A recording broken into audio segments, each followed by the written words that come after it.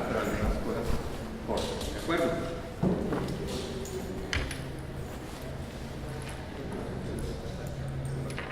Bien. ¿A qué definimos que es un síndrome coronario agudo?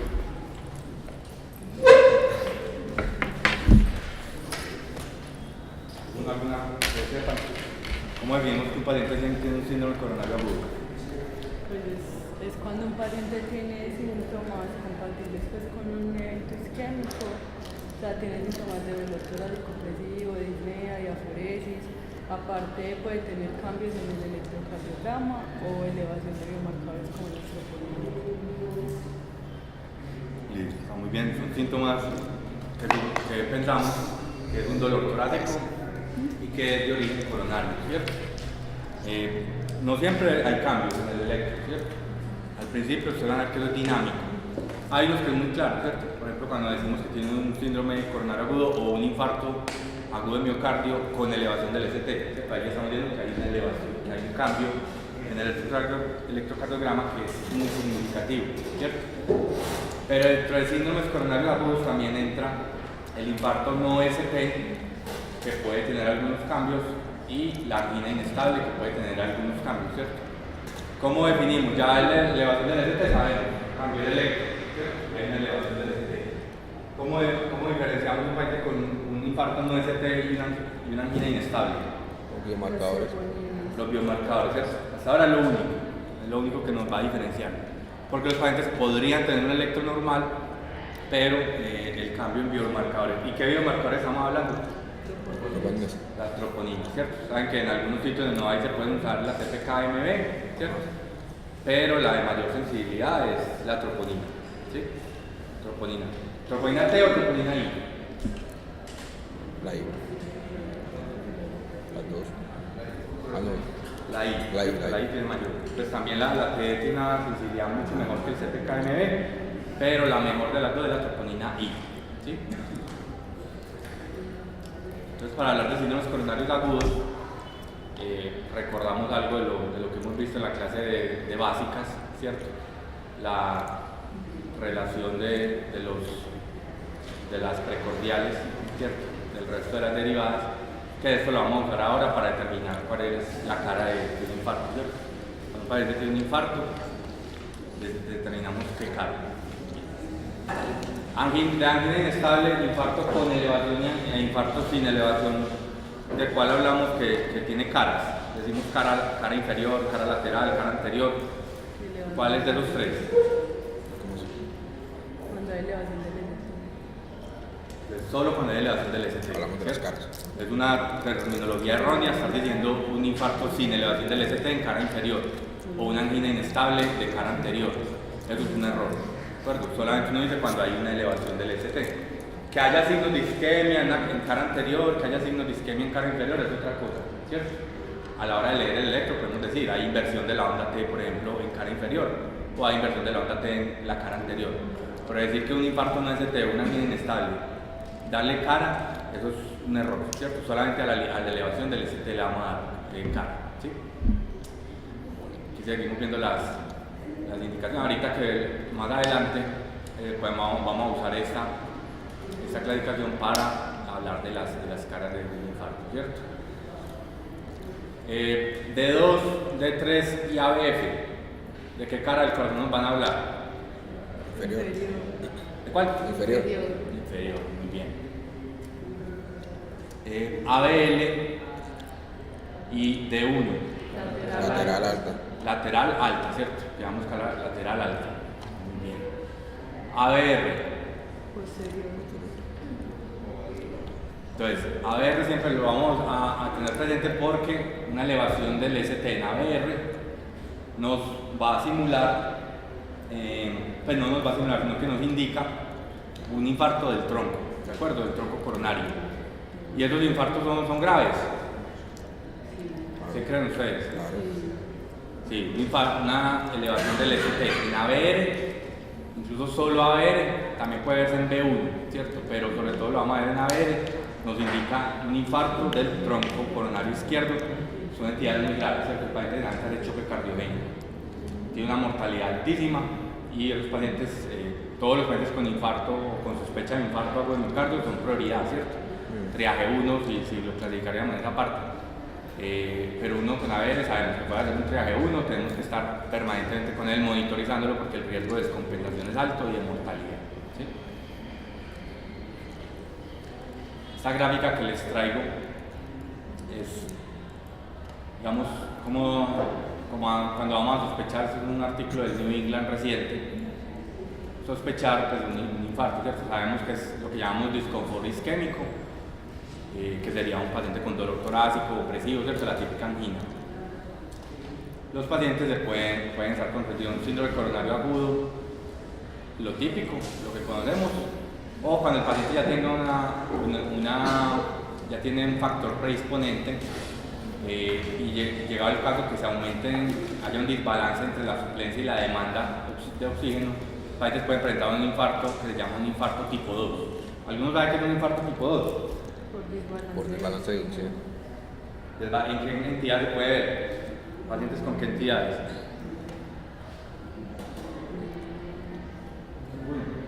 Entonces, generalmente el paciente ya tiene que tener su factor de riesgo, ¿cierto?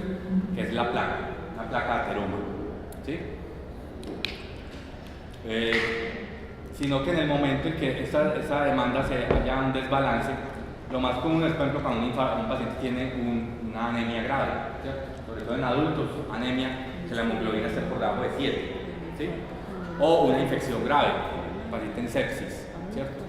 Puede verse incluso en pacientes con hemorragias, todo lo que nos vaya a generar un desbalance, taquicardia sostenida, taquicardia por ejemplo por fiebre o por liberación de catecolaminas endógenas en episodios de estrés.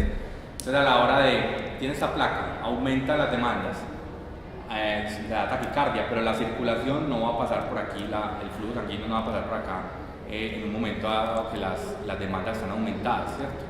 Hay una disminución de la luz, de la luz intimal, y el paciente puede hacer un infarto, ¿cierto? De entrada ya tuvo un factor de riesgo, que es que tuvo una placa, pero en ese momento lo que hay que resolver es lo que tenga asociado al paciente, porque generalmente estos infartos no hay una oclusión completa, entonces no elevan ese tema. Estos pacientes, entonces, si tiene una anemia grave, la idea es transfundirlo, si tiene una infección, tratarle la sepsis, ¿sí? Tratar de todo el episodio de estrés, el episodio crítico, que lo tiene así, y ya después con el tiempo, como igual hay una placa, se puede monitorizar, pero ya la idea es cuando el paciente está estable, ¿cierto? Que haya resuelto la urgencia, ¿sí? A diferencia del síndrome coronario, el típico, que es que ya tiene la placa, puede ser de igual o menor medida que esta, ¿cierto?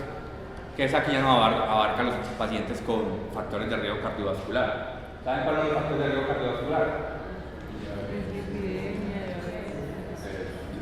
Diabetes, hipertensión, dislipidemia. ¿Qué tipo de dislipidemia? ¿Aumento de colesterol o de triglicéridos? Triglicéridos. ¿O ambos? Entonces, colesterol. El aumento de triglicéridos puede dar un riesgo cardiovascular, pero no es comparable al aumento de colesterol, ¿cierto? Entonces, hablamos del aumento del LDL, ¿cierto? En un paciente. Tenemos diabetes, hipertensión, dislipidemia. ¿Cuáles más? Síndrome metabólico. La obesidad. ¿Qué otro? Que sea sedentario, que coma mal, ¿cierto? No siempre van a estar asociados. Podemos ver pacientes que comen mal, pero no necesariamente es uno obeso, ¿cierto? Sí, también es uno. Falta otro muy importante. Tenemos dislipidemia, hipertensión, diabetes, obesidad, sedentarismo. El tabaquismo, ¿cierto? El tabaquismo también es muy importante. Tabaquismo. Y hay otros que también son importantes, no tan fuertes de pronto como la hipertensión, la diabetes, la dislipidemia y el tabaquismo, pero hay que tenerlos presentes, como las enfermedades autoinmunes.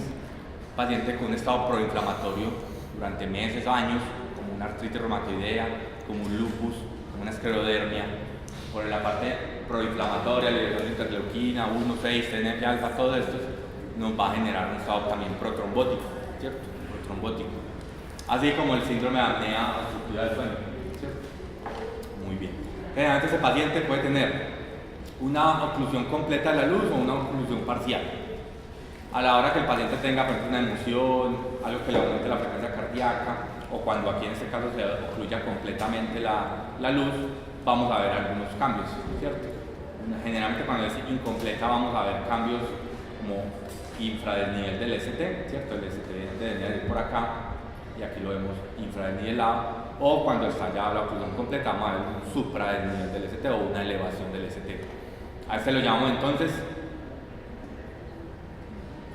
clínicamente llamaremos al paciente con esta fisiopatología y esta expresión clínica, ¿cómo la llamaríamos? Los dos son síndrome coronario agudo, ¿cierto? Entonces, este es con elevación del ST. Y estos, ya dependiendo de los biomarcadores, diríamos si es una angina inestable, si los biomarcadores son negativos, o un infarto no ST si son positivos, ¿de acuerdo? Aquí lo vamos a ver. Lo mismo, este también puede tener hallazgos en el electro, pero como les dije, la idea, y puede ser también cualquiera de las dos con biomarcadores positivos o no, pero ya depende de la causa de base, ¿cierto? Porque dijimos la infección grave, la anemia, ¿sí? Todo lo que tenga de base.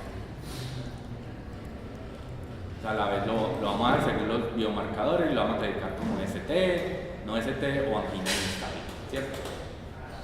Típicamente nos han dicho que los infartos ST, ¿cierto? Miren que estos lo llamamos tipo 1, ¿cierto? Infarto no ST o no ST, tipo 1 porque es por la placa de ateroma. Estos típicamente nos han dicho que estos desarrollan onda Q y que estos tienden a no desarrollar onda Q, pero se pueden mezclar, ¿cierto? Eso sí, la mayoría dicen que alrededor del 90% de los infartos ST van a desarrollar una onda Q, ¿cierto? El 90%.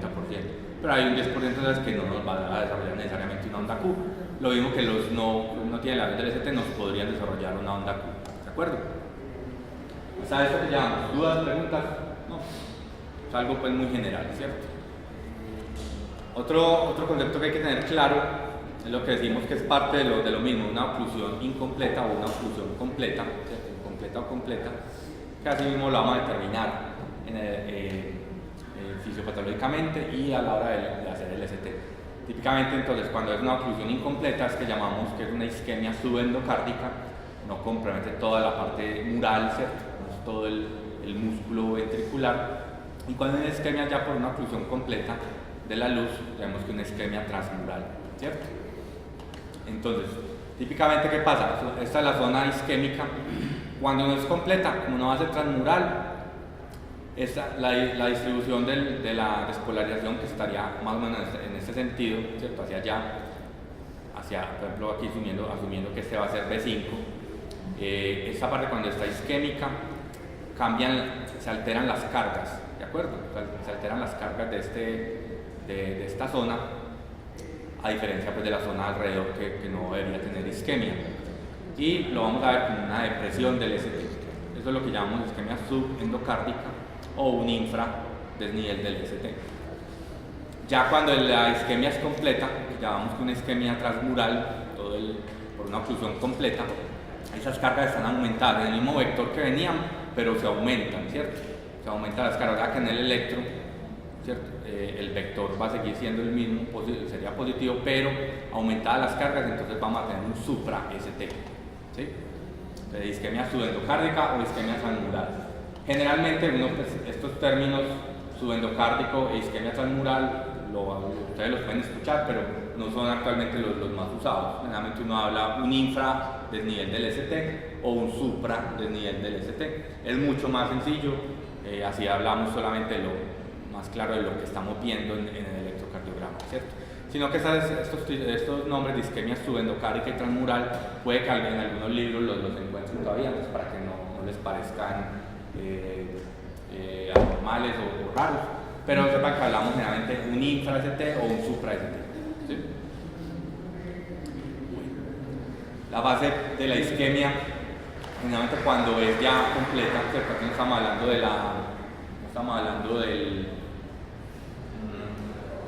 la oclusión incompleta, sino de la completa. Vamos a ver unas fases de isquemia, lesión cardíaca y ya después de unas horas o días una necrosis, ¿cierto? Pero puede pasar tan solo unas horas después de que el paciente tiene el síndrome coronario agudo. Entonces, como le dije, aquí hablamos generalmente de los pacientes con oclusión completa. Lo típico es que en los primeros minutos hay una isquemia y se ven unas ondas T que son negativas, ¿cierto? ondas T negativas. Generalmente esas ondas T son simétricas. Si ustedes ven esta línea, ¿cierto? Junto con ustedes van a ver que son simétricas, o sea, no está más larga un lado que el otro, ¿cierto? Esas ondas, cuando uno dice ondas T negativas simétricas, está diciendo que generalmente son ondas de isquemia. Para diferenciarlos de otros trastornos donde el paciente puede tener una inversión de las ondas T, como en algunas hipertrofias ventriculares, que van a ser asimétricas. Generalmente esas no son de isquemia, ¿cierto? Esas son más por una sobrecarga ventricular, por ejemplo, en un paciente que tenga hipertrofia ventricular izquierda.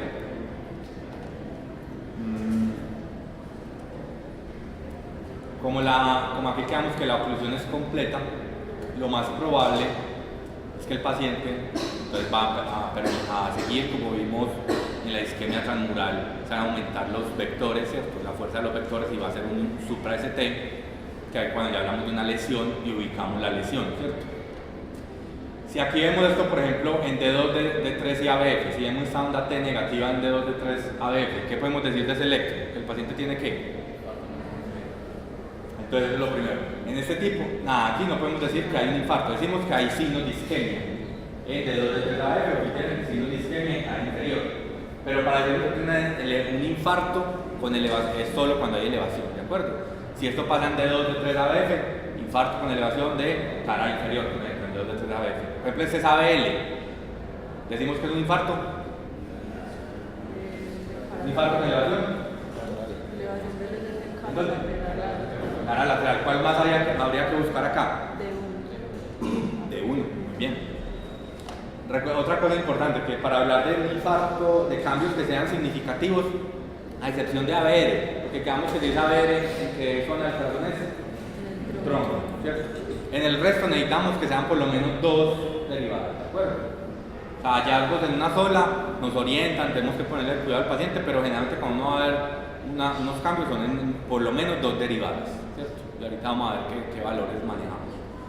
Y ya después de unas horas, cuando no se remueve esa oclusión, acuérdense que en algunos pacientes el trombo, la placa podría removerse por la misma fibrinolisis que activa el cuerpo, cascada de la coagulación, estado proinflamatorio, formación de fibrina, pero también fibrinolisis. La gran mayoría de los pacientes pues ese sistema no va a compensarlo, ¿cierto? Entonces no va a quitarse la oclusión, a no ser que lo tratemos médicamente, sea con fibrinolisis ya médica, ¿cierto? Con medicación, o llevando a un ¿qué? PCI. ¿Lo llevamos a un qué? PCI. Una PCI. A una PCI, ¿cierto? A un cateterismo cardíaco. Ya después de unas horas se formará entonces la onda Q, ¿cierto? ¿Cómo determina uno que una onda Q es significativa? Si es mayor del 25%. Entonces, generalmente si uno toma todo el complejo, desde la parte más inferior hasta la parte superior, y que sea 25% o más del complejo, solo la onda Q, ¿cierto? Entonces mira, aquí está 5, 6, 7, 8, 9, 10, 11, 12, 13, 14, casi a los 15, ¿cierto? Que serían casi 3 cuadritos. Casi 3 cuadritos, sí. Y la Q nos mide ¿cuánto? Alrededor de 5, casi 5. ¿Y 5 cuánto es de 15? Un tercio. Sería un 33%, ¿cierto? La que nos da más del 25%. O que el tamaño de la Q sea mayor, unos dicen a 30 milisegundos, otros a 40, o sea, en términos de 1 milímetro, ¿cierto? 1 milímetro. ¿Claro también esta parte? ¿Sí? Muy bien. Esta sería ya una, también de la parte, cuando es una oclusión completa, un infarto ST, sería como pasa un paciente de tener un electro normal, el momento agudo, ¿cierto? Que podría ser ondas T picudas, o podría ser la inversión de la onda T, o ya esta elevación del ST como tal. Después de unas horas, que fuera la edad del ST, se empieza a formar una onda R y ya la onda Q se empieza a formar. Acá no sería necesariamente todavía patológica, pero ya sabemos que va a ser patológica. Aquí es francamente patológica, ¿cierto? Ya esa onda Q mide mucho más de un 25% del complejo QRS, ¿cierto? Después de unos días ya se normaliza el ST, queda la inversión de la onda T, que esto generalmente se resuelve en unas semanas, pero la onda Q puede persistir por años, ya eso depende del paciente, no hay un tiempo definido. Una onda Q va a durar 1, 2, 3 meses, eso ya va a depender del paciente, ¿sí? Hay pacientes con ondas Q muchos años, ¿sí? Este es los tipos de elevación. Cualquiera de esos tipos de elevación se pueden ver en un infarto ST, cualquiera de estos. Pero típicamente se ha dicho que esta que es cóncava es la menos probable, ¿cierto? Esta elevación que forma esta concavidad es la menos probable que sea un síndrome coronario aguda. En cambio, la convexa, la que forma esta convexidad, es la que tiende a ser más probable un síndrome coronario. Pero esta incluso lo podría hacer. Sino que esta la vamos a ver más, por ejemplo, en pacientes con, ¿saben? Algún trastorno que nos dé más esta concavidad. La pericarditis, ¿de acuerdo? La pericarditis, no que la pericarditis nos daría múltiples sitios, porque es todo el corazón el que va a estar inflamado. No va a estar inflamado la cara anterior, la cara inferior, la cara lateral, sino que tiende a ser todo el corazón. Entonces vamos a ver muchas derivadas con una elevación cóncava del ST. Asimismo, como también hay inflamación de las aurículas, podemos ver que esta parte primera del PR puede estar incluso o elevado o deprimido. Eso también nos lleva a pensar en pericarditis, ¿sí? Fuera que la pericarditis tiene ya un nexo epidemiológico muy importante, ¿sí? Es común después de que saben la pericarditis.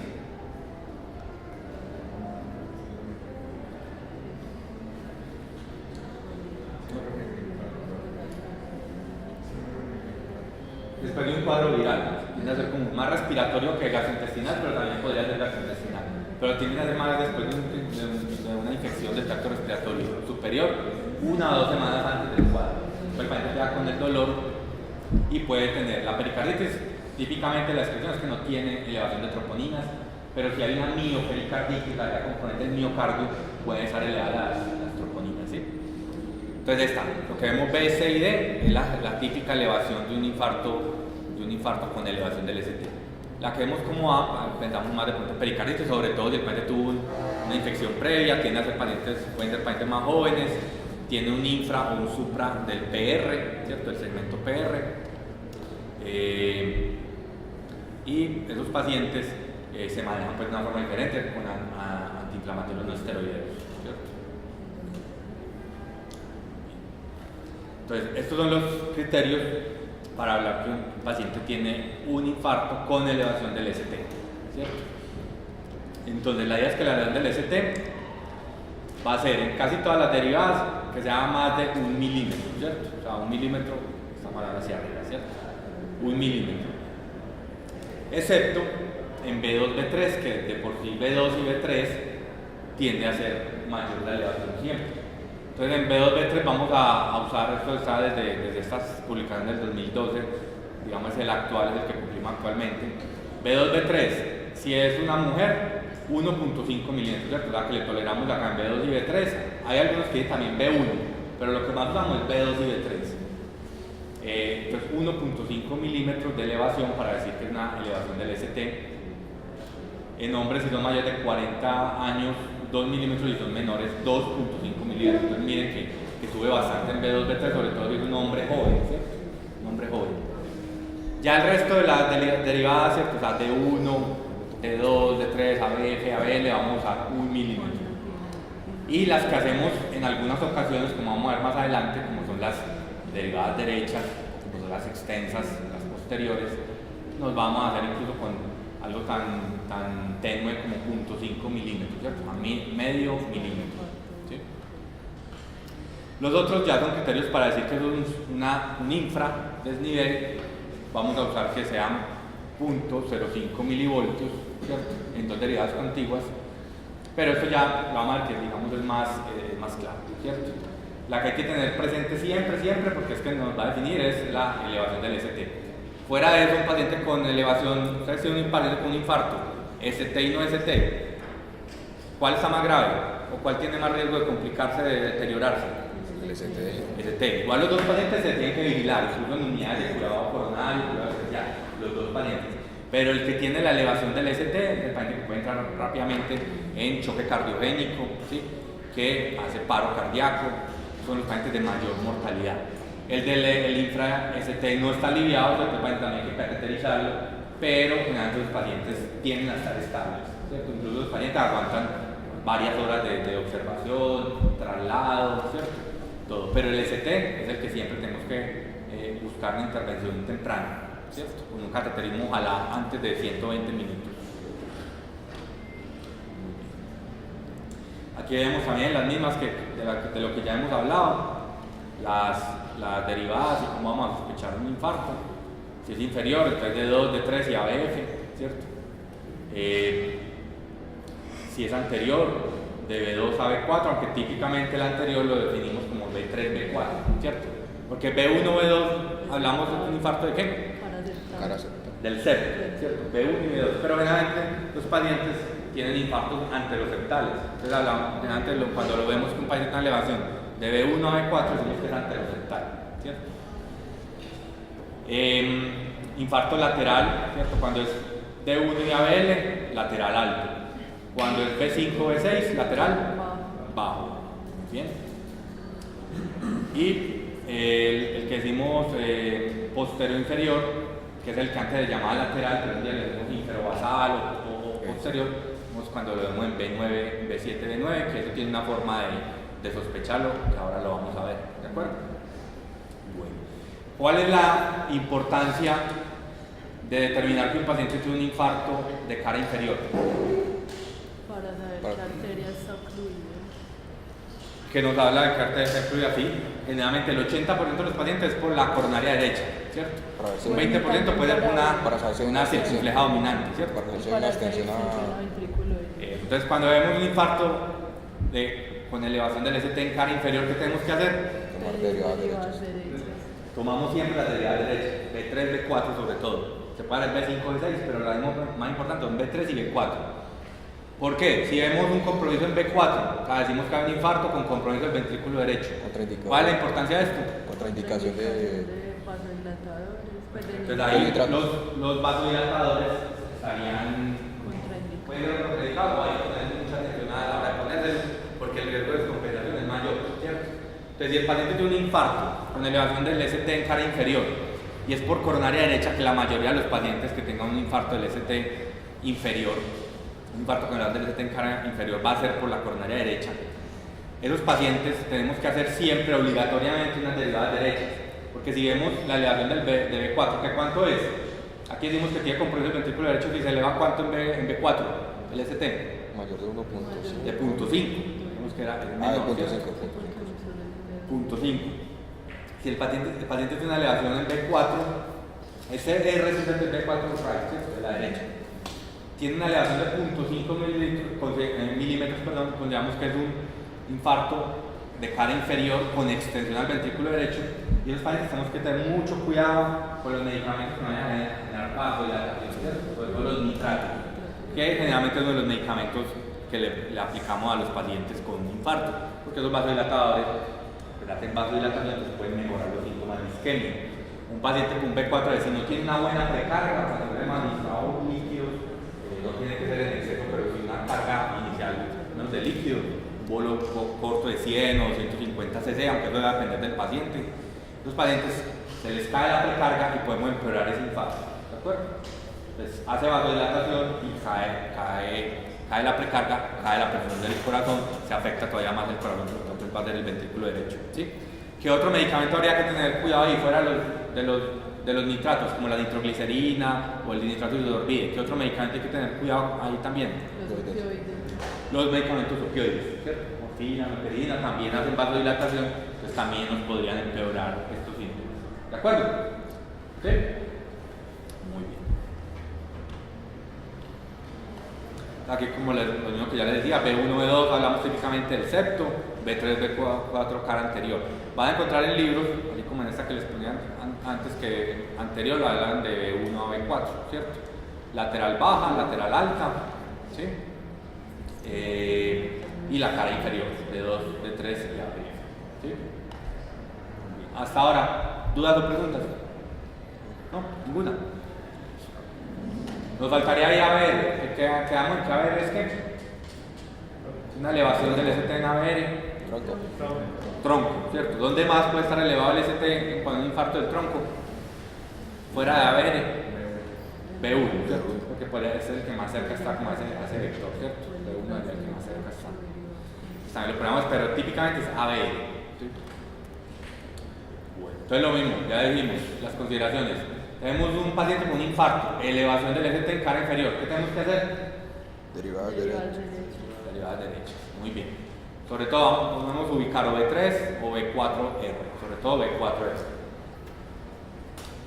Y como les decía, elevación de 0.5 en los pacientes, o si es un hombre, sino pues es raro ver un hombre por dado los 30 años con un infarto ST, aunque pueden pasar, lo que llamamos ya en hombre menor de 30 años, buscaremos que ese incluso sea mayor de 1 milímetro, ¿cierto? ¿Qué pacientes menores de 30 años, tanto hombres como mujeres, podrían tener un infarto agudo de miocardio? ¿Es común por dado los 30 años? No, pero. No, ¿cierto? No es común. Pero hoy en día sí. ¿Y qué pacientes podría haber?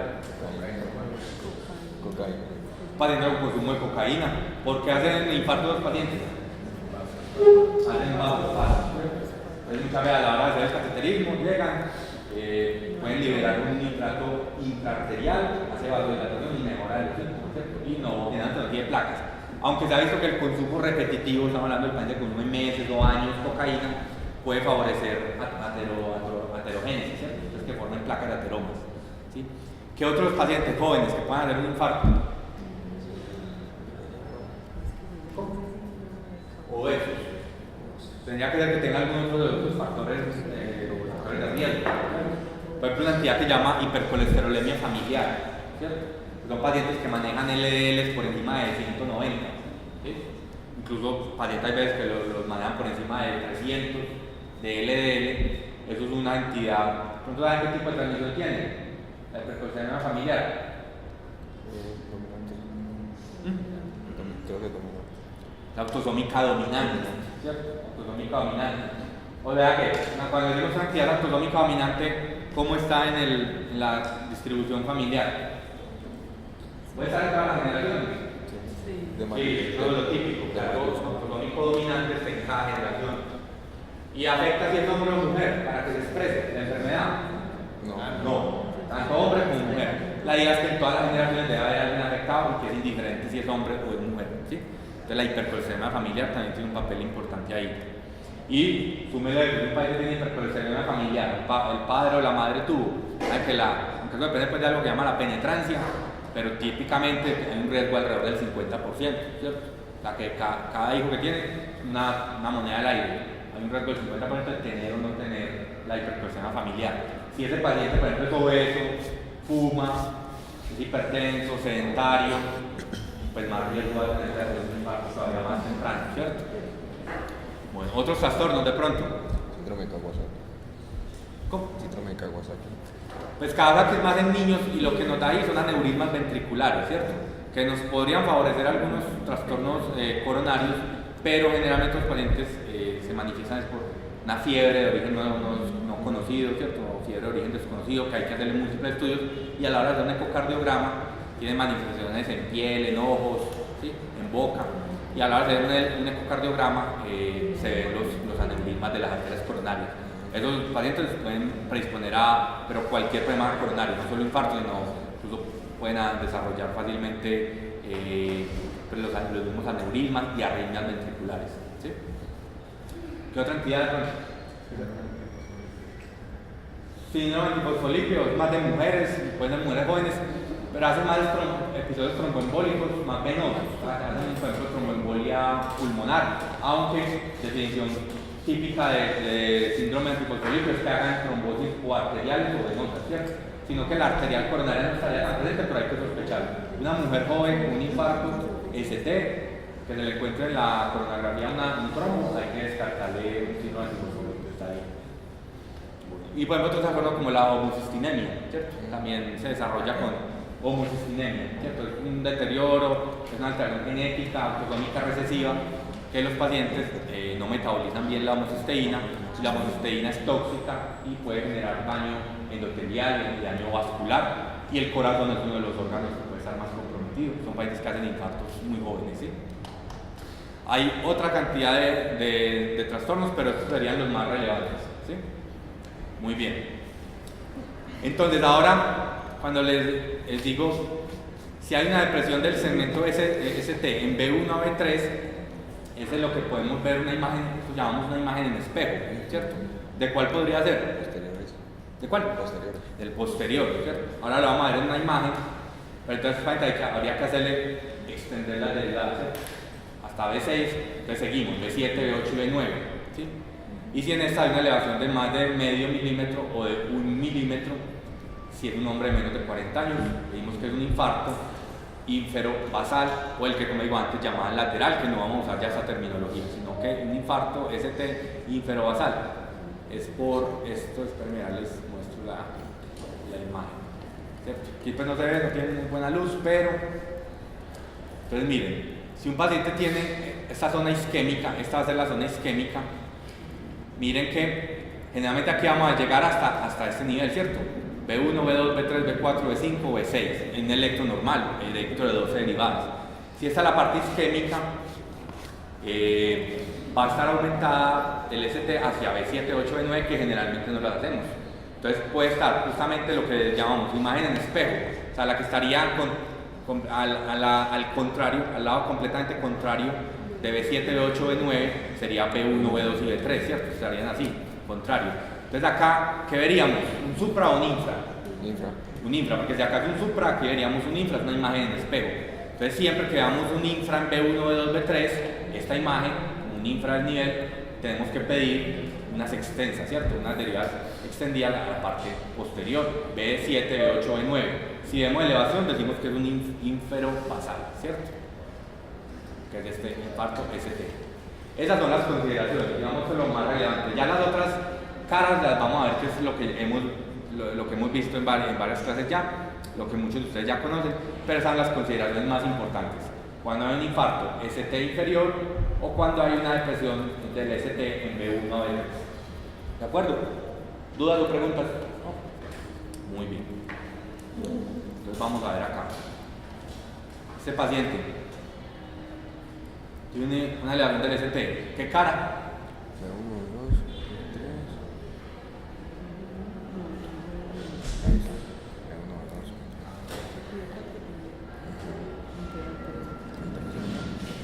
Muy bien, para aceptar. Pues vamos a ver. En B1 hay elevación. Sí. Pues lo único que nos daría sería si es un hombre por debajo de 40 años, necesitaríamos 2.5. Ahí nos diría criterios. Pero el resto aquí, 2.5 hay. Claro. Claro, sea menor o mayor de 40 años, va a ser 2.5. Entonces ahí hay elevación B2, B3 y casi que uno también puede decir B4, pero sobre todo B2, B3. ¿Sabes qué es un infarto? Anteroseptal. Muy bien, anteroseptal. Probablemente cuál arteria sea la comprometida en el infarto anteroseptal. La descendente anterior. Descendente anterior. La descendente anterior. Anteroseptal, descendente anterior. ¿Sí? Entonces quedamos, para que sea elevación del ST. Si estamos en B2, B3 y es una mujer, ¿cuánto tiene que ser la elevación? Mayor de 1.5. Mayor de 1.5, muy bien. Si es un hombre menor de 40 años, Mayor de 2.5, ¿cierto? Y si es un hombre mayor de 40 años, 2. 2, ¿cierto? El resto de las derivadas, B4, B5, B6, de 2, de 3, de 1, a veces, ¿cuánto? 1, ¿cierto? 1. Y acuérdense que las extendidas, las derechas, de 7 a 9, también de la A nos va a depender, pero en términos de desde 0.5 a 1 milímetro, ¿cierto? ¿También está clara la parte? Bueno, entonces tenemos anteroseptal. Quedamos en B1 cumple. Pues depende, si es una mujer, sí cumple, ¿cierto? Si es un hombre menor de 40 años, ahí no nos cumpliría, quedaríamos en el límite, que necesitamos ¿cuánto? 2.5. Si es un hombre mayor de 40 años, tal vez se nos cumpla los 2 milímetros, ¿cierto? B4, ¿nos cumple la elevación? En mujer, sí.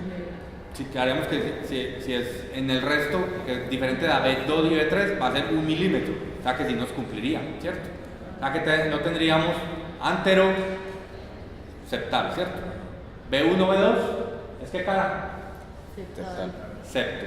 B3, B4, anterior. Bien. B5, B6, Lateral bajo. lateral bajo. Muy bien. Este paciente acá, ¿qué tiene?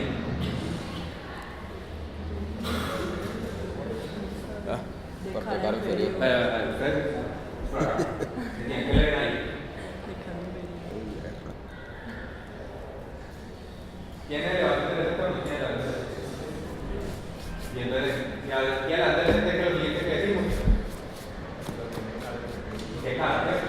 cara le ven? Inferior.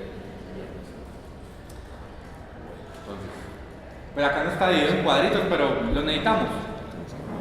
Lo ideal siempre es tenerlos, pero acá queda claro que ¿cuánto tendría que la elevación en D1, en D2, D3 y ABF para decir que es elevación? 1, ¿cierto? Aquí ya no variamos. Recuerden que solo B2, B3 es donde cambia si es hombre, mujer y la edad, ¿cierto? Muy bien. Entonces D2, D3 y ABF. ¿Es un infarto de cara? ¿Qué arteria es generalmente la comprometida? La coronaria derecha. Hay otra, digamos, otro hallazgo para que lo tengan presente. Cuando es coronaria derecha, la comprometida, van a encontrar también fuera la elevación del ST en D2, D3, generalmente la elevación es mayor en D3 que en D2, ¿cierto? Cuando es de la coronaria derecha. Y hay un infra en ABL y en D1, o sea, la cara lateral alta. Aquí en D1 no está un infra claro, parecería aquí que sí, ¿cierto? Pero no es claro. En cambio en ABL es claro el infra. Sí. Es muy claro el infra de nivel, ¿cierto? Entonces siempre que tenga un infarto de cara inferior, lo que tienen que hacer es lo siguiente que es, ya dijeron, un infarto, elevación del ST en cara inferior. ¿Qué es lo siguiente? Hacer la lateral derecha. ¿Cuál vamos a valorar ahí? B3, B4, muy bien. Si tenemos elevación en B3, B4, ¿qué tenemos que tener cuidado con el paciente? No ponerle.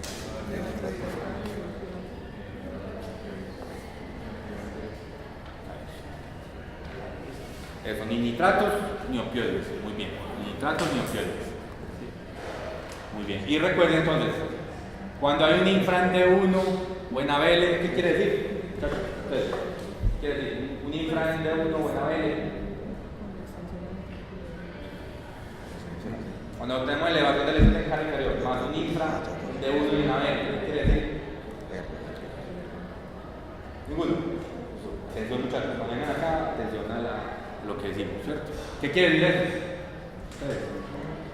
Una elevación del ST en cara inferior y hay un infra en ABL o en D1. ¿Qué nos quiere decir eso? Ahí ya es claro, al menos por el electro, que es coronaria derecha. Recuerden que puede ser un infarto inferior, puede ser por coronaria derecha, ¿qué porcentaje? 80%, pero hay un 20% que puede ser por cuál? Por la circunfleja, ¿cierto? La circunfleja no maneja los parámetros. Hay una elevación del ST, no es mayor en D3 que en D2 y no hay un infra en ABL y en D1. ¿De acuerdo? ¿Sí? ¿Todos claros?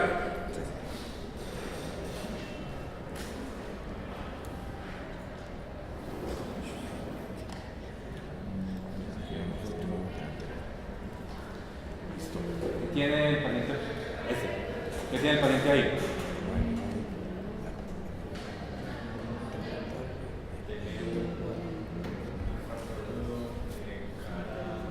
Es un infarto ST, ¿cierto? Pero que es lo que maneja agudo, infarto agudo no es ST, ¿cierto? Anteroseptal, bien, ¿cierto? Anteroseptal B2, B3 y B4. ¿B5 está comprometida? No parecería, ¿cierto? Ni B6. Pues B2, B3, B4, ¿cierto? La arteria comprometida ahí, casi toda seguridad, ¿es cuál? Descendente anterior. Descendente anterior. Bueno, vamos a ver. Sí. ¿Qué ven acá? Hay una elevación en ABF, en D3, en D2. En la lateral, no, inferiores. ¿Qué tendríamos que hacer? Le decimos un infarto ST de cara inferior. ¿Qué es lo siguiente que hay que hacer? Las derivadas derechas, ¿cierto? ¿Y cuál ubicamos sobre todo? ¿Cuáles derivadas? Las derechas. Porque derecha la hacen de B1 a B6, ¿cierto? Muy bien, B3, B4. Si hay ¿cuánto es la elevación que vamos a buscar en B3, B4? Punto 5 o si es un hombre, punto D1, ¿cierto? Un milímetro. Muy bien. Pero miren ustedes, hay un infra en D1. No parecería, aquí como que fuera a resultar con algo, pero no es claro. ABL, ¿tiene un infra? Sí. O sea que ahí estamos ante una un infarto de cara inferior, y es probablemente ¿por qué? ¿Qué arteria comprometida? Coronaria derecha. Recuerden, el infra en D1 y en ABL es de coronaria derecha. Eso no pasa en la circunfleja, cuando es la dominante, que en un 20% de los pacientes puede ser dominante. ¿Sí? Y miren otra cosa, ¿les llama aquí algo la atención?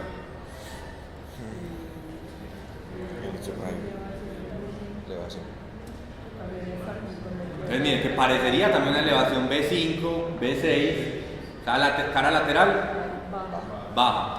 Y miren el B2, B3. ¿Tiene un infra? Sí. Tiene un infra, ¿cierto? Entonces, ¿qué habría que hacer ese paciente? Fuera de derivadas derechas, ¿qué más hay que hacerle? El resto de B7 a B9.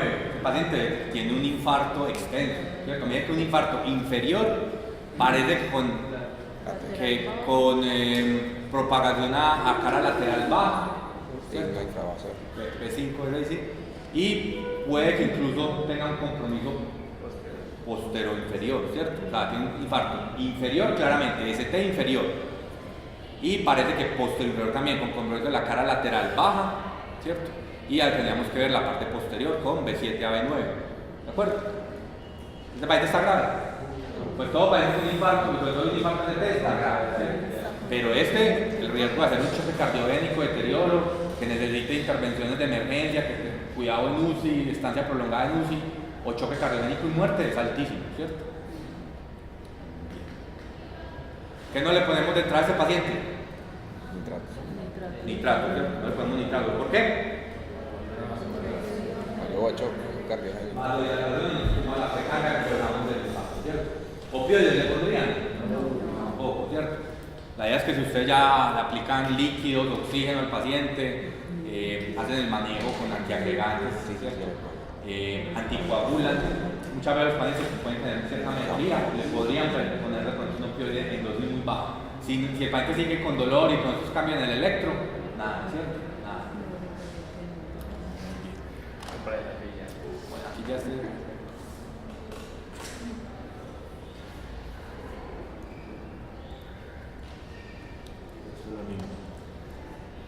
Para mostrarles que no todas los infras van a ser tan claros, ¿cierto? Recuerden que aquí en infra la buscamos menos, aunque sea 0.5, ¿cierto? 0.5, da medio milímetro. Ven el infra, acá está marcada como C1 a C6, pero es lo mismo, de B1 a B6. B2 y B3. Si esta es la línea isoeléctrica, hay un infra, ¿cierto? B1 también. Miren que es más de detalle. B1 está la T, ¿cierto? La T negativa, ¿cierto? Pero que haya algo importante, esta R' en B1, ¿cierto? Y que Q y R', siempre también que veamos una R' en B1 en contexto de un infarto, sospechemos que puede ser por la isquemia, ¿cierto? La isquemia. ¿Qué habría que hacer a ese paciente? Escarfosa. ¿Cuál? Escarfosa, lo podemos aplicar ahí. Tiene bloqueo, pero de derecho. No hay que hacer escarfosa para la izquierda. Para la izquierda, sí. Miren que tiene esa morfología aquí, es de bloqueo de rama, pero derecho, ¿cierto? Sí, sí, sí. Derecho. Entonces, ¿qué hay que hacerle a este paciente? Con infra en B2 y B3. De la derecha. Las extensas, ¿cierto? Sí, sí, sí. 7, 8, B7, 8 y 9, ¿cierto? Entonces, lo mismo es lo que ya hablamos, recuerden, el infra en B1 a B3 puede ser una imagen espejo de un infarto inferovasal, ¿cierto? Bueno. Ya cuando el paciente no tiene la del ST, sino pues cuando es un infarto, un ST, una guía inestable, pues vamos a ver que decimos cuando el paciente tiene un infra del ST o una T invertida, ¿cierto? Signos de isquemia, sin decir claramente que tenemos ya una cara comprometida, ¿sí?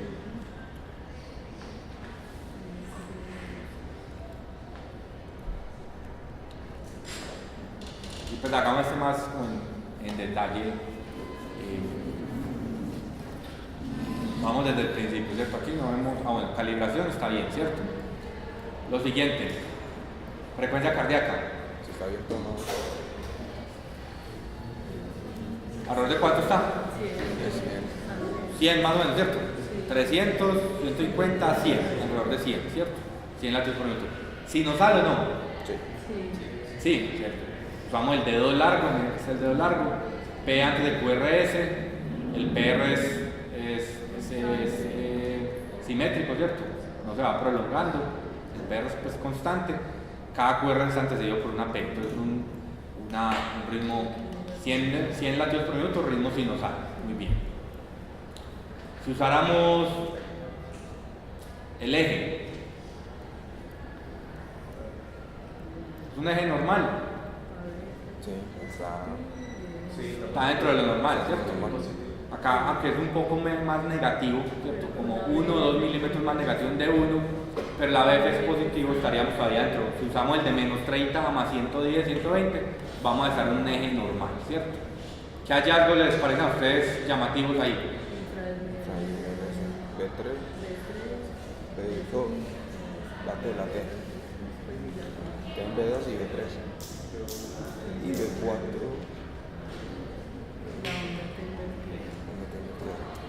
Duro que no escuchamos el resto. La onda está invertida en... ¿Dónde? B2, B3, B4. B2, B3, B4, ¿cierto? Una onda T invertida. Muy bien. Entonces, muchachos, aunque siempre le he dicho que los pacientes que tienen un infarto, una ST, una angina distal, tienden a estar más estables, mucho más estables, hay que tener cuidado con este patrón. Siempre que veamos esa onda T invertida en cara anterior, B2, B3, B4, ¿cierto? Ya simétrico, ondas T negativas, tenemos que pensar en algo que llama un síndrome o un patrón de Wellens, ¿de acuerdo? ¿Qué pasa con los pacientes? Los pacientes generalmente están estables, ¿sí? Incluso la troponina, ¿cómo dirían ellos? La troponina puede ser negativa incluso, puede ser tanto positiva como negativa, pero incluso en ellos podría ser negativa. Los pacientes hay que manejarlos como que tuvieron un infarto ST, porque este patrón de Wellens, esta inversión de la onda T en cara anterior, nos habla que la oclusión puede ser de la descendente anterior, que es una oclusión que generalmente es proximal, ¿sí? Una oclusión proximal. Y el riesgo que esos pacientes pasen a hacer un ST de cara anterior, ahí sí es muy alto. Entonces no decimos que es un infarto ST, pero sí decimos que es un patrón de Wellens y que el riesgo que el paciente haga un infarto ST y se descompensen es más alto. Entonces pacientes hay que manejarlos con monitorización estricta y remisión temprana como que fuera una elevación del ST. ¿De acuerdo? Entonces acá, ¿qué decimos? ¿Hay un infarto ST o no ST? No ST, muy bien. Vemos ondas T invertida, la onda de isquemia, ¿en qué cara? Pueden decir que cara anterior, ¿cierto? Pero pueden decir que es un infarto ST anterior. No, recuerda que solo el ST es justamente cuando el ST se eleva, ¿cierto? Sin que el ST se eleve, no decimos que es ST de ningún lado, ¿cierto? Entonces, para que lo recuerden siempre, patrón de Wellens o síndrome de Wellens. Nos habla de oclusión de la descendencia anterior proximal y el paciente tiene riesgo de inestabilizarse. Se maneja como un infarto ST. Se maneja, no quiere que sea un infarto ST. Muy bien. Entonces, se las pongo es para que vean que dentro del patrón de Wellens hay dos patrones. El más común, que es el que acabamos de ver, ondas T invertidas, que antes en cara anteroseptal, de B1 o de B2 a B4, ¿cierto? Ondas T invertidas. Miren que las ramas tienden a ser simétricas, ¿cierto? Aquí esta no se ve tanto, pero las T tienden a ser simétricas. 75% de los casos es este patrón 1. Hay otro un cuarto de los pacientes, un 25%, que hacen una onda T que es bifásica, ¿cierto? Una onda T primero positiva, después negativa. También en B2, B3, B4. Pero ese es el menos común, también lo llamamos patrón de Wellens, pero ya el tipo 2. El más común, el 75% de los pacientes que lo hacen, va a ser el patrón 1. ¿De acuerdo? Muy bien. ¿Dudas o preguntas hasta acá?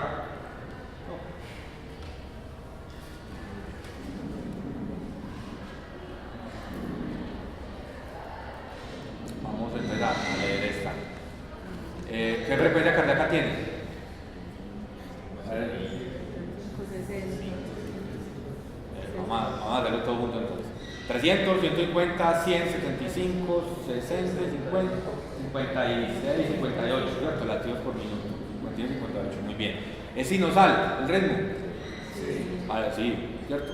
P, QRS y la onda T. P, QRS, onda T. P, QRS, ¿cierto? Un ritmo sinusal. El eje, ¿está dentro de lo normal? Sí. Entonces vamos, de 1. Dijimos que para que sea un eje normal, generalmente a grandes rasgos, después podemos hacerlo ya en detalle en una hoja, ¿cierto?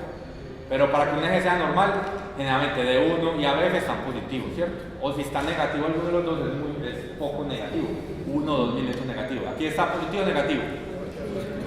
Positivo D1, claramente, ¿cierto? Y ABF es casi que neutro, ¿cierto? Parecería un poco más positivo. Parecería como 2 milímetros de aquí, uno solo. Entonces tiene algo positivo, eje dentro de lo normal. Bien. ¿Qué les llama la atención de este paciente? También es un síndrome de Wells. Muy bien. Miren B2, B3 y B4, ondas T invertidas. Miren que no están tan pronunciadas como el anterior, ¿cierto? No son tan pronunciadas como en este caso. Pero también hay una inversión de la banda T en B2, B3, B4. ¿Eso es un patrón de qué? De Wells. ¿Tipo 1 o tipo 2? Tipo 1. Porque el tipo 2 es como Onda T bifásica. AT, sí, fácil, ¿cierto? Hay una parte positiva y otra negativa. ¿Sí? Entonces ya recuerden, cada siempre que vean un Wells va a ser el patrón 1 porque es el más común, ¿cierto? 75% de los pacientes. Entonces ese paciente, recuerden, lo monitorizamos, lo vigilamos como que fuera un ST, ¿cierto? ¿Por qué?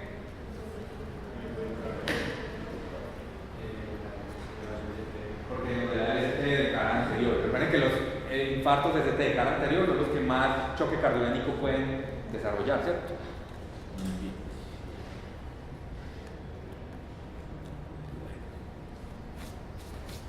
Y vamos a ver otra. Miren que Wells primero fue más una positiva, o sea, es bifásica, pero primero es positiva y después negativa. El Wells tipo 2, ¿cierto? Podemos ver también este patrón, ¿sí lo ven? B3, B4, entonces estaríamos en qué cara? Anterior, porque nos coge una del septo. Bueno, no, aquí es anterior, netamente anterior. B3, B4, anterior. Muy bien. ¿Cómo llamarían ustedes a esta parte? ¿Qué tiene paciente? Si ustedes ven solo esto, ¿qué dicen? ¿Que el paciente tiene qué? ¿Qué? Un infradesnivel, ¿cierto? Mira, un infradesnivel. O sea, aquí estará la línea, ¿cierto? La línea eléctrica. Un infra del ST, ¿cierto? Segmento ST. Un infra. Bien. Entonces, esto, que miren que cambia.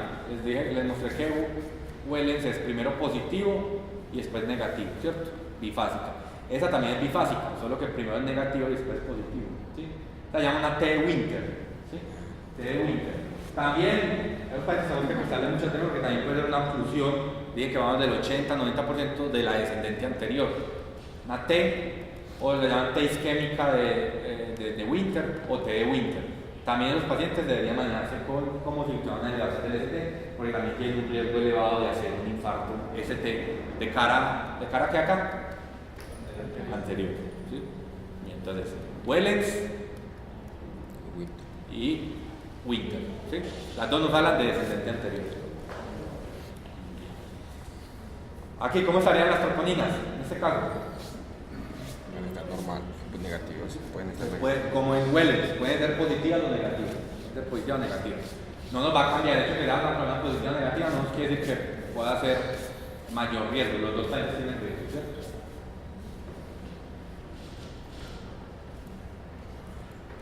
Bien. Vamos a ver entonces esta también. Entonces, frecuencia.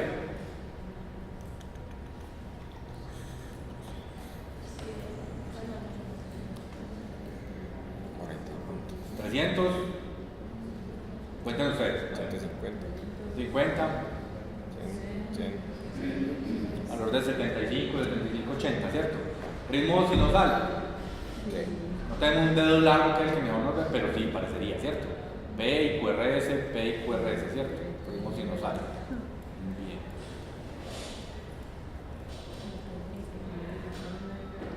¿Qué les llama la atención? Es el lector del paciente.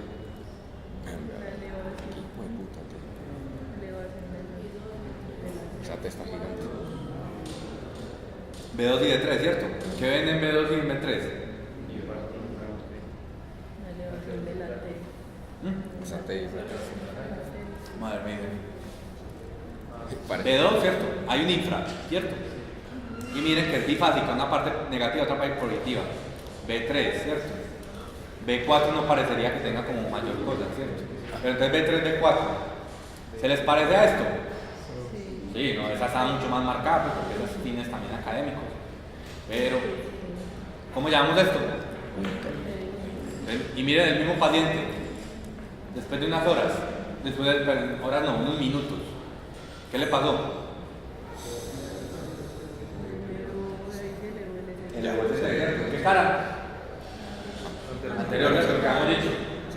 Wellens y Winter nos hablan de oclusión de la descendente anterior. Miren que B2 pues dependería si es hombre, mujer, la edad, ¿cierto?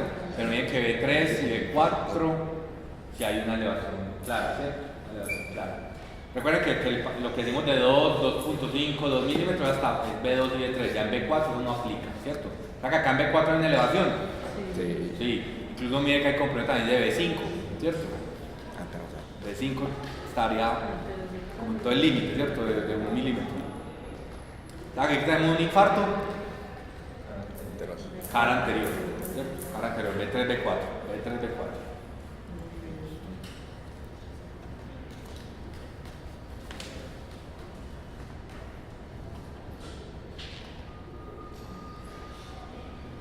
Y hay que ver otros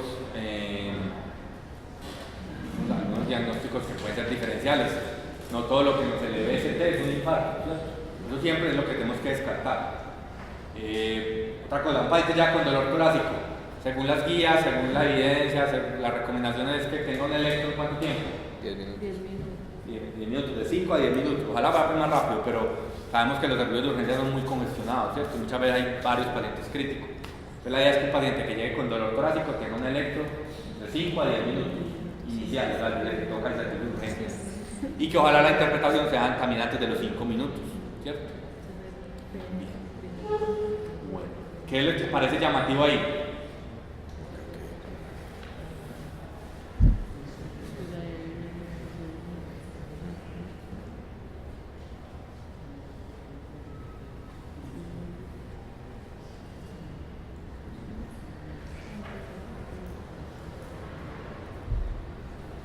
Y hay que ver lo que está dentro de los círculos, ¿cierto? Ya está señalado. ¿Qué les, incluso veremos lo primero acá y después vemos al detalle, ¿cierto? ¿Qué les parece ahí llamativo? El segmento ST, ¿cierto? Para como una muesca, ¿cierto? Una muesca. Aquí vemos onda P, R, ¿cierto? Y una muesca. Y la onda T, ¿cierto? Entonces, si recuerdan la imagen que vimos al principio, esa elevación se les parece más a cuál de todas estas. A la B. Es como una mezcla de eso entre A y B, ¿cierto? Entre estas dos. ¿Sí? Entonces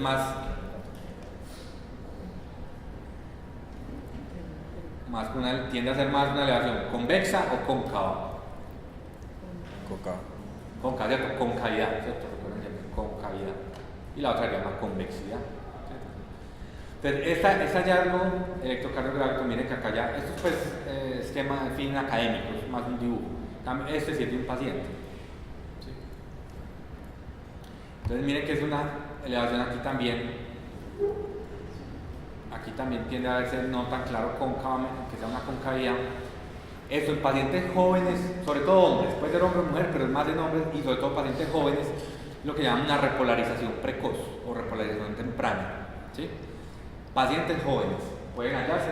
Típicamente se había dicho que esto era un hallazgo benigno, ¿cierto? Los pacientes jóvenes con esa morfología, que se llama repolarización precoz. Entonces, o sea que este paciente no debe tener ¿qué clínica? No debería tener, paciente una repolarización precoz. No debe tener dolor torácico, disnea, ¿cierto? Nada de los síncopes, nada de esto. ¿Sí? Típicamente se había dicho que esta repolarización precoz era benigna, pero se ha visto que si en el paciente tiene antecedente familiar de muerte súbita, habría que estudiarlo porque puede tener algún riesgo de hacer cardiopatía y riesgo de hacer pues, arritmias ventriculares, arritmias malignas y muerte súbita, ¿cierto? Entonces siempre hay que preguntarle muerte súbita en la familia, ¿sí? ¿Qué decimos muerte súbita? ¿Cómo definimos muerte súbita? A preguntarle al paciente.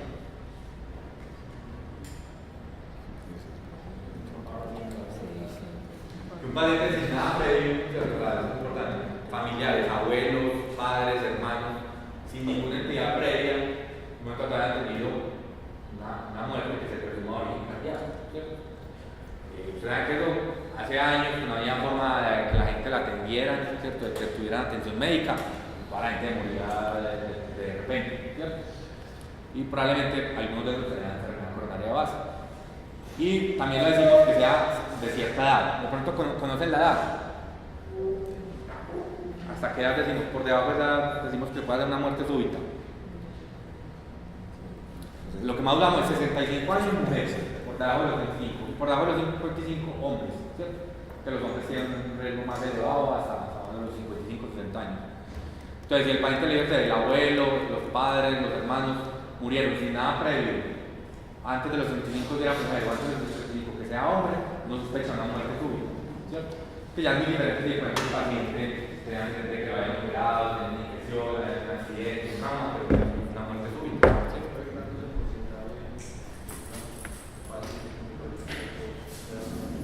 No, eso no está claro, pero siempre hay que buscarlo, ¿sí? Siempre hay que buscarlo. Lo que sí que, digamos, a ver, es que la recuperación precoz no es, o sea, aunque puede ser benigno, siempre pregunta el antecedente familiar. Siempre el antecedente. Si tiene un antecedente familiar positivo, ya la probabilidad de que sea benigno no disminuye, ¿cierto? ¿Qué paciente americaría el estudio con el cardiograma para ver que tenga una cardiopatía? ¿De acuerdo? ¿Sí?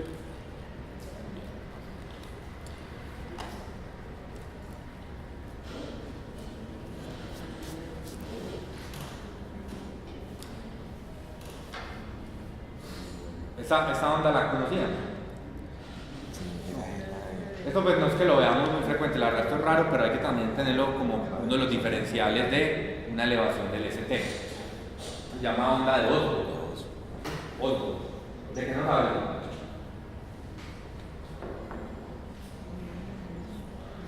Pues puede hablar de hipotermia, ¿de acuerdo? Un paciente con hipotermia y desarrolla este tipo de onda Osgood. Al paciente se le resuelve la hipotermia y se quita la onda. Pero oye que si uno lo mira con cuidado le parece, tiene cierto parecido a la de T de Winter, ¿cierto? O no puede decir que tiene una elevación del ST o que una T va a ser hiperaguda, si es más alta, ¿cierto? Ese patrón. Miren que tiene algo parecido con esta onda, ¿cierto? Pero no es lo mismo.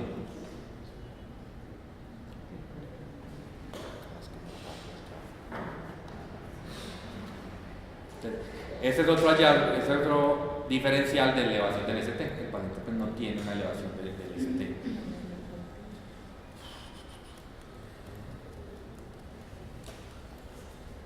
¿Alguno que lo identifique, lo haya visto? No. Ustedes están décimos, ¿cierto? Bueno, entonces, ¿conocen el patrón? No. Bueno, ese es el patrón de Brugada, ¿cierto? El síndrome de Brugada. Generalmente el síndrome de Brugada, ¿qué es? Es una canalopatía, de potasio y de sodio. Eso todavía no está todavía muy dilucidado, muy claro. No es algo muy frecuente, pero se pueden encontrar acá en Medellín. Hay pacientes con Brugada. ¿Qué manifestaciones tienen? Algo que parece como un bloqueo de rama derecho, ¿cierto? Bloqueo de rama derecho. Esa alteración del ST. Ustedes ven aquí el ST está una T invertida en B1, B2, está en el septo, y una alteración del ST que parecía una elevación. Ustedes miran esta parte acá en B3, parecería una elevación, no alcanza a ser los 2 milímetros, pero ya depende, si es una mujer, si nos da para el 1,5 milímetros, ¿cierto? Entonces, bloqueo de rama derecha asociado a elevación del ST nos puede hablar de síndrome de Brugada. ¿Cuál es la importancia del síndrome de Brugada? Causa fibrilación. Puede dar muerte súbita, ¿cierto? Puede dar una arritmia maligna, una taquicardia ventricular, una fibrilación ventricular. El paciente puede morir, ¿cierto? ¿Qué es el manejo? Si uno le encuentra esa alteración al paciente, ¿qué hay que hacerle? Hay que ponerle un desfibrilador. Hay que ponerle un cardiodesfibrilador implantable, ¿cierto? Porque el riesgo tiene un riesgo aumentado de muerte súbita, ¿de acuerdo? Brugada. Ese no es tan frecuente en nosotros, pero existe, ¿cierto? Existe. Entonces hay que siempre sospecharlo. Entonces, ¿cómo lo sospecha uno? ¿Hay hallazgos en el electro? bloqueo de rama derecha, parece un bloqueo de rama derecha más alteraciones del ST, T invertida o elevación del ST como tal, en B1 a B3, siempre son estas series. Ahora no, para Brugal no usamos B4, B5, D2, D3, no, usamos las que nos hablan, porque aquí es donde vamos a ver el bloqueo de rama derecha, aunque B5 es el que también lo usamos, ¿sí? Pero para Brugal siempre B1 a B3.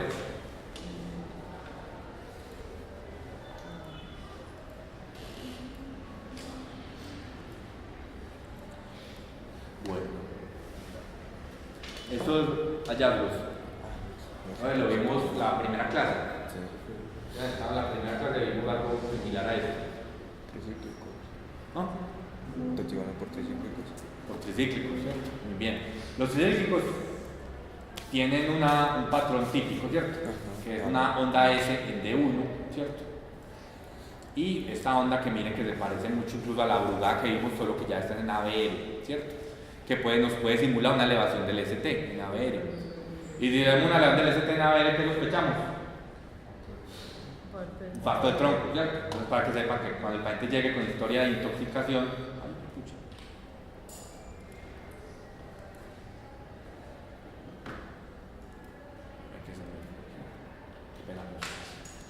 intoxicación, ¿no es cierto? Cuando es tricíclico tenemos que sospecharlo. S en D1 y esto que simula una elevación del ST en ABR, siempre hay que sospecharlo. Se quedan con tricíclicos. ¿Cómo qué? ¿Cuáles son los tricíclicos? ¿Qué tipo de medicamentos?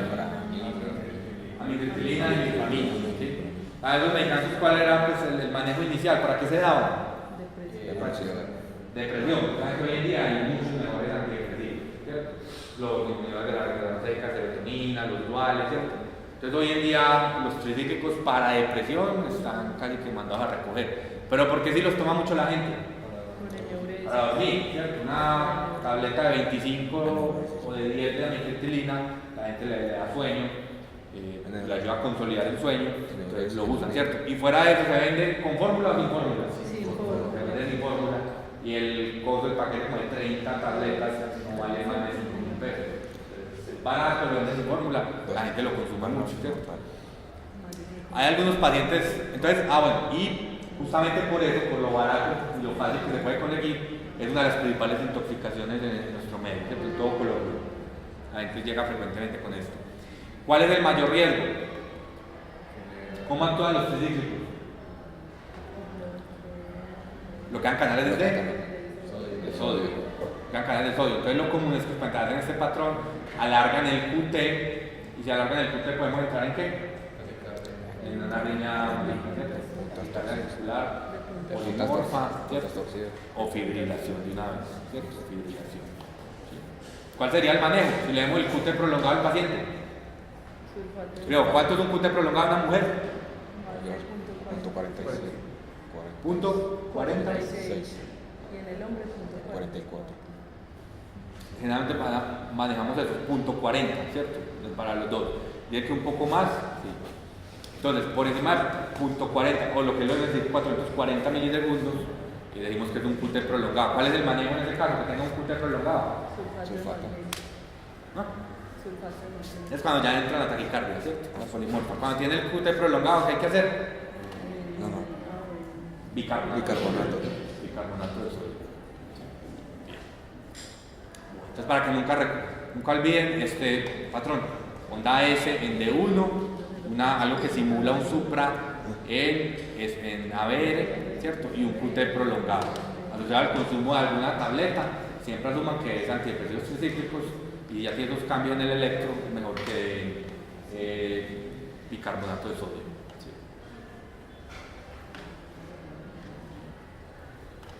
Similar a lo que habíamos dado ahorita, ¿cierto? Una convexidad y una concavidad, ¿cierto? Miocarditis y el infarto. Entonces miren que es una elevación que es más cóncava, ¿cierto? En múltiples sitios. Miren que acá está D1, D2, D3, ABF, parecía B2, B3, aquí aunque no está tan claro, pero miren que en B4, B5 y B6 sí está claro. Entonces múltiples, ¿cierto? Múltiples elevaciones, siempre piensen en una miocarditis o miopericarditis. ¿sí? ¿Y qué les dije que pasaba con el PR?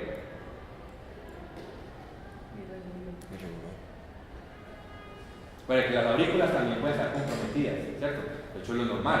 Una pericarditis no da una sola cara, no da una pericarditis de cara interior, pericarditis de cara lateral. Entonces, lo común es que también se afectan las aurículas.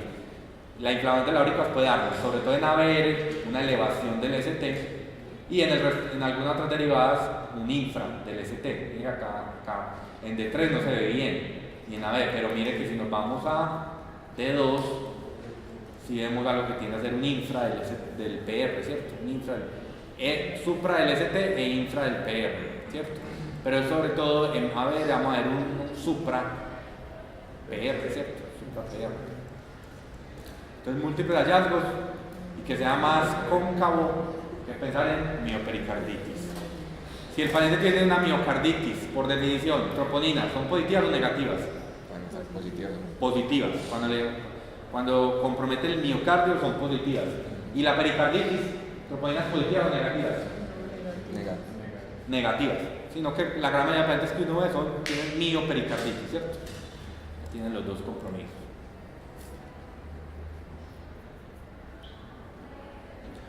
Entonces ya los criterios de Esgarbosa. ¿Cuándo hacemos criterios de Esgarbosa? Bloqueo de rama izquierda. Entonces, un paciente que tenga sospecha de un infarto funcional coronario agudo, ya con dolor torácico, disnea, y le vemos signos de bloqueo de rama izquierda. Ahí es donde hacemos los criterios de Esgarbosa.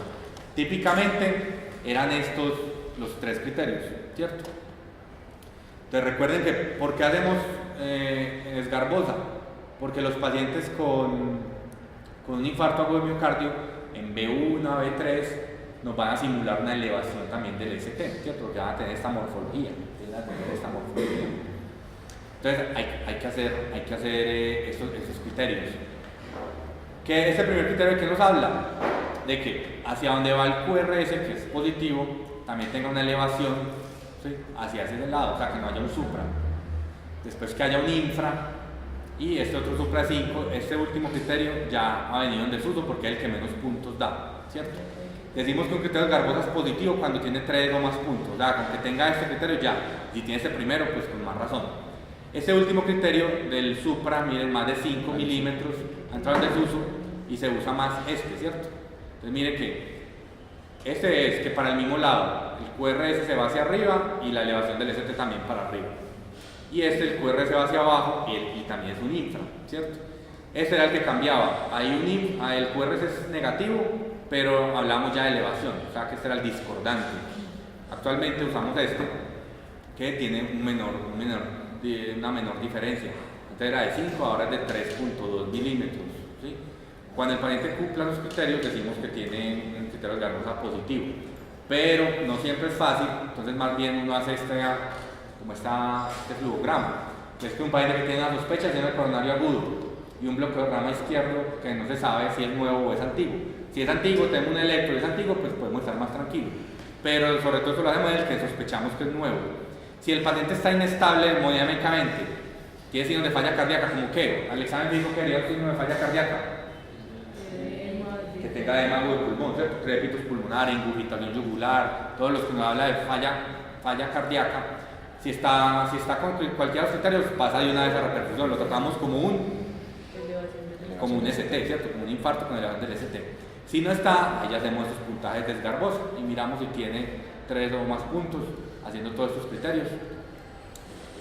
Si nos da, si cumple, de una vez también como ST, porque sospechamos que es un infarto ST, sino que en el Esgarbosa, sino que por el bloqueo de rama no se ve claramente, ¿de acuerdo? Si ya eso no cumple, pues lo podemos estudiar más con troponinas, con ecocardiograma, ¿cierto? Con todo lo otro. ¿Sí? Muchachos, ¿dudas o preguntas? No. Pues vamos a decir la próxima, no sé, porque ya debería llegar la otra semana el doctor Aristizábal. Si no, hoy es una clase conmigo, yo les mando.